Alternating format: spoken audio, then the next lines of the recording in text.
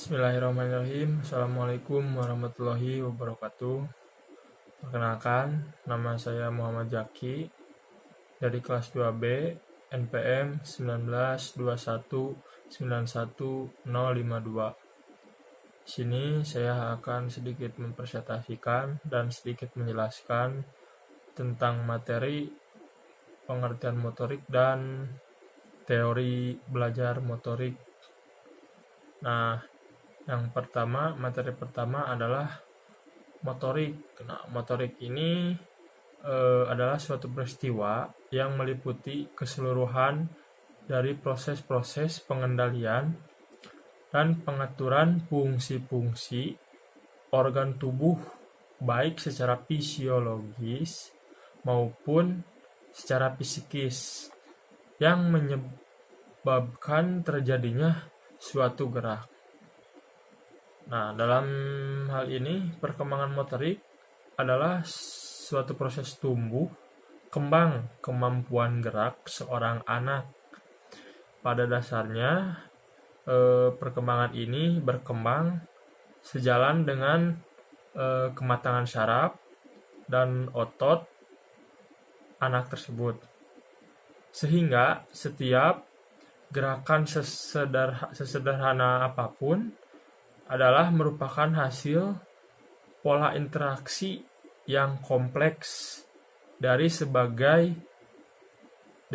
atau berbagai dan dari sistem dalam tubuh yang dikontrol oleh otak. Nah, dalam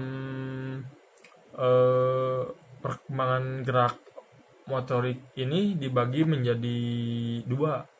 Nah, yang pertama ada gerak motorik halus dan yang kedua ada gerak motorik kasar.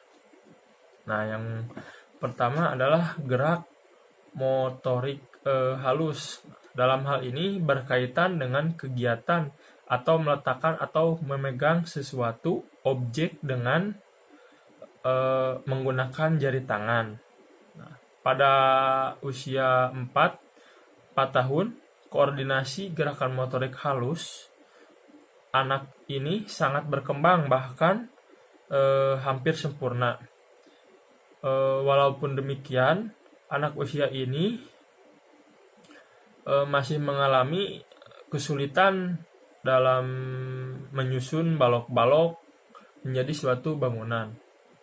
Nah, pada saat memasuki usia 5 tahun atau 6 tahun, koordinasi gerakan motorik halus berkembang pesat. Nah, pada masa ini anak telah mampu mengkoordinasikan gerak visual motorik seperti mengkoordinasikan gerakan mata dengan tangan, lengan, dan tubuh secara bersamaan. Antara lain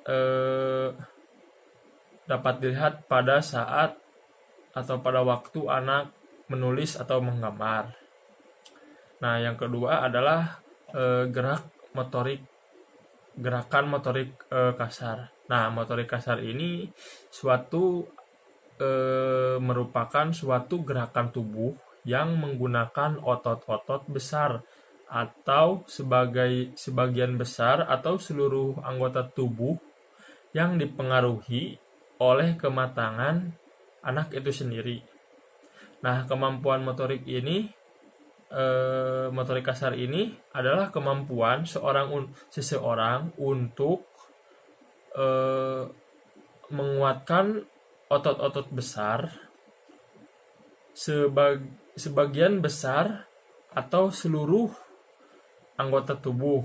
Nah, kegiatan yang dimaksud seperti kemampuan anak untuk berguling, merangkak, duduk tegak, berdiri dengan stabil, berjalan dengan stabil, hingga akhirnya mampu berdiri dan menendang. Nah, kemampuan gerak motorik kasar ini menjadi pondasi yang kuat nantinya untuk mendukung aktivitas bermain anak, belajar, bersosialisasi, dan membangun kepercayaan diri anak nantinya. Nah, setiap saat manusia akan melakukan kegiatan seperti duduk, berdiri, maupun bergerak. Nah, ketika anak masih bayi, mereka masih belajar untuk menyempurnakan kemampuan gerak ini.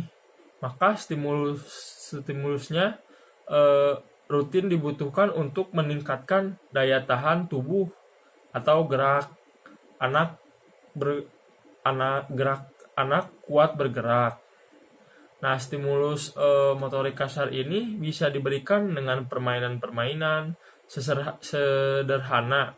Nah, seperti aktivitas di alas yang datar, meletakkan mainan di atas meja agar mampu meraihnya, hingga olahraga seperti renang. Nah, lalu selanjutnya adalah teori belajar motorik. Nah, pengertian tentang belajar motorik ini pada prinsipnya tidak jauh berbeda dengan pengertian belajar secara umumnya. Nah, menurut Drowatzky tahun 1981 menyatakan belajar motorik adalah belajar yang diwujudkan melalui respon-respon muskuler yang umumnya diekspresikan dalam bentuk gerakan tubuh atau bagian tubuh. Kemudian menurut Oxenden tahun 1984 menyatakan belajar motorik adalah suatu proses terjadinya perubahan yang bersifat tetap dalam perilaku motorik sebagai hasil dari latihan atau pengalaman. Lalu belajar motorik dalam olahraga mencerminkan suatu kegiatan disadari dari mana aktivitas belajar diarahkan untuk mencapai suatu tujuan yang telah ditetapkan. Nah, menurut McGill tahun 1980, perubahan perilaku yang terjadi dalam belajar motorik ternyata dapat diamati, bahkan dapat diukur dari sikap dan penampilannya. Dalam suatu gerakan atau penampilan tertentu. Nah, karakteristik penampilan merupakan indikator dari pengembangan belajar atau penguasaan keterampilan yang telah dikembangkan, menjadikan seseorang dapat memiliki keterampilan yang lebih baik dari sebelumnya, dan juga semakin meningkatnya penguasaan keterampilan tersebut, maka waktu yang diperlukan untuk menampilkan keterampilan tersebut juga semakin singkat. Lalu ada juga belajar gerak. Nah, kata gerak ini banyak digunakan di berbagai disiplin ilmu pengetahuan, misalnya dalam ilmu-ilmu sosial. Lalu namun kata gerak berbagai disiplin ilmu tersebut mempunyai pengertian yang berbeda. Misalnya adalah gerak dalam kalimat.